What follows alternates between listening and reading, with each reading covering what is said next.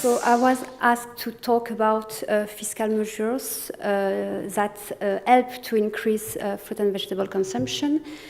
And as Philippe mentioned, so there is some economic justification for implementing such policies. We heard this morning about the two political systems, about paternalism and neoliberalism by Professor Folkward. And I think it's important to understand, is there a justification for governments to intervene at the risk that it will interfere with the freedom of people, with the freedom of choice of people. So in the point of view of the economics, there is three justifications for that, three economic justifications. First, there are some market failures that need to be addressed, in particular externalities, the fact that the cost of obesity is borne by the entire society. There are some information failures. Some people don't know what are the drivers of obesity. What is good for their health. We need to inform them. There are some supply-side market failures that need to be addressed. For instance, the density of the high density of fast food restaurants. So this is on the market failures. The second justification is about the undesired effects that have been produced outside the health sector, but that have an impact on the health.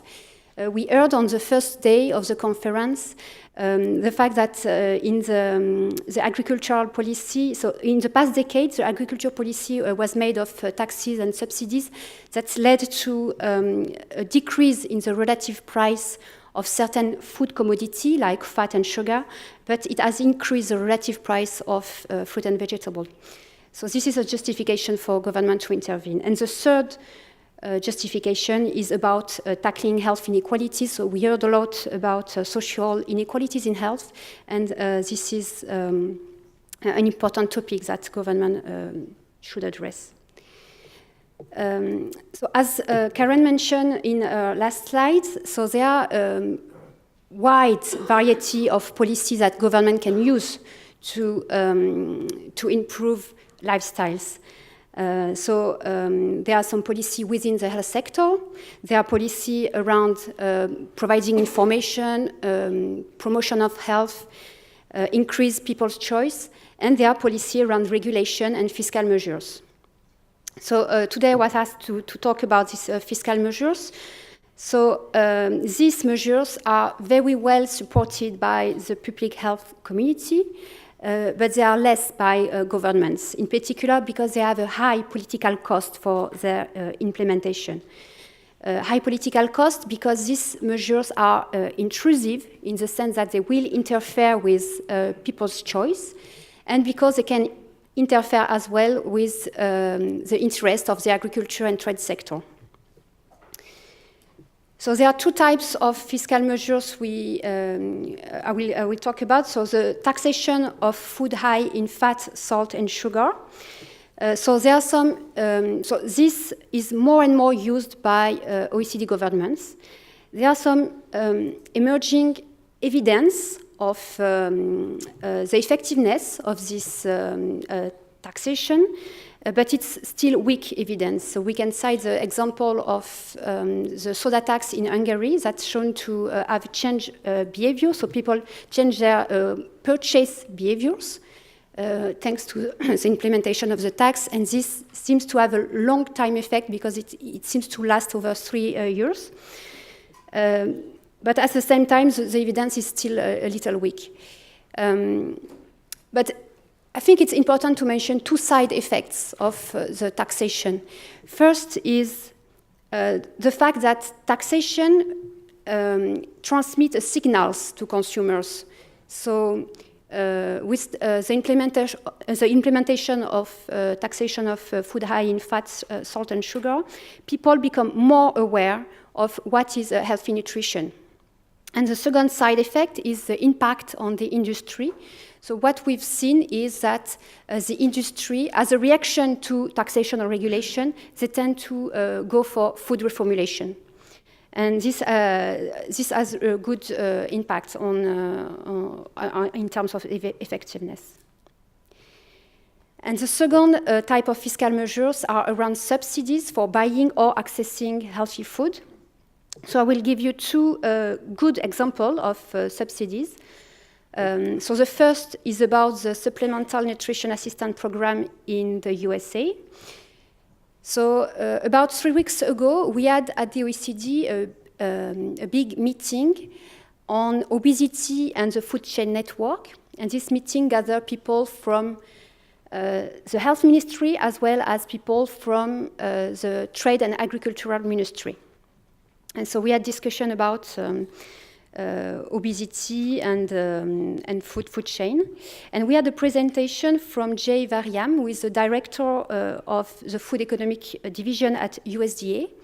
And he talked about this SNAP program and how they use nudges to try to influence the choice of people when they go to the supermarket. So the SNAP program consists in food stamps that are delivered to low-income people to help them to buy some food in the supermarket, in the grocery store. So they can buy fruit and vegetable, breads, dairy products, but they can buy also some candies, soft drink, and snacks. But they cannot buy alcohol or cigarettes. So this program is administered by USDA, the Department of Agriculture in the US. And the first evidence for the SNAP program show that it can reduce food insecurity, alleviate poverty, but there is less evidence on the impact of this program on food choices and nutritional quality. So they show that at USDA, so they have used the behavioral economics to try to influence the food choices of the SNAP beneficiaries.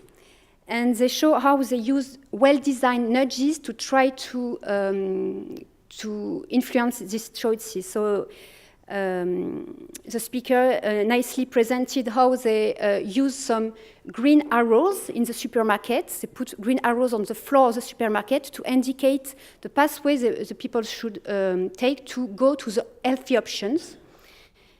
And it also showed a nice slide with the example of the placement of small packages of fruit and vegetable near the point of sale, so really near the cashier, and very small pack of 2 bananas, 2 apples for less than $1, so really cheap and really accessible.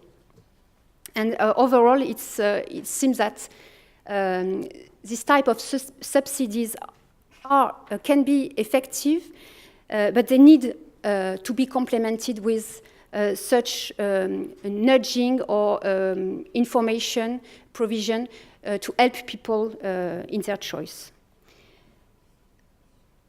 And the second example I wanted to talk about is about the EU school scheme for fruit, vegetable, and milk. So we had a really good presentation from Julia this morning about this scheme.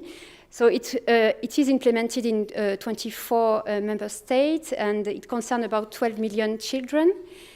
There is some. The recent evaluation of this program showed that, on average, children received about 48% of fruit and vegetable, but there is high variability in the frequency of the delivery of this fruit and vegetable, but also in the duration of the program.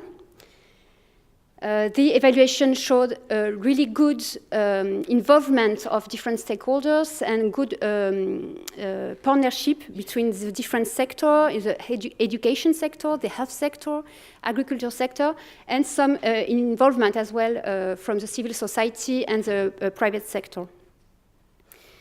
This evaluation, recent evaluation, also shows some positive impact of the EU contribution, in the sense that some member states admitted that they would have not been able to implement such a program without the financial help from the Commission. And this contribution reinforced the credibility and the importance of fruit and vegetable consumption, which was an important achievement. So overall, this EU scheme is successful, and this is partly due to the fact that there are some involvement of different stakeholders, so different sectors, different ministries, education, health, agriculture, but also civil society and the private sector that need to put in place the program and to ensure its longevity. So my final word is just to say that fiscal measures can be effective, but they need to be part of a broader, comprehensive set of policies that address unhealthy lifestyles.